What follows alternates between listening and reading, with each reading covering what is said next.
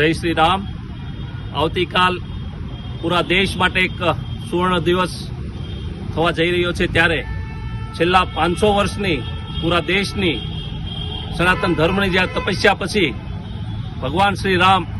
500 વર્ષ પછી અયોધ્યાની અંદર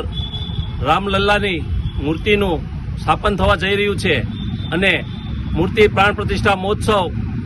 ભવ્ય રીતે જ્યારે ઉજવાઈ રહ્યો છે, ત્યારે પૂરા દેશની અંદર રામમય માહોલ બન્યો છે। ત્યારે આપણે સિહોર પણ એમાં કંઈ પાછળ ન રહી જાય અને આવતીકાલે તારીખ 22ના રોજ સિહોર ટાઉન હોલ ખાતેથી ઠાકરદ્વાર મંદિર સુધી જે ભવ્ય શોભાયાત્રા નીકળવાની છે, ત્યારે આપ સૌ ગ્રામજનોને મારી નમ્ર વિનંતી છે કે પોતપોતાના રોજગાર ધંધા બંધ રાખી અને દરેક શાળાઓમાં પણ જ્યારે ઉત્સવ ઉજવવાનો છે, ત્યારે દરેક વેપારી મિત્રો અને દરેક લોકો આ યાત્રાની અંદર જોડાય અને બહોળી સંખ્યાની અંદર જોડાય, એટલી જ આપ સૌને વિનંતી કરું છું।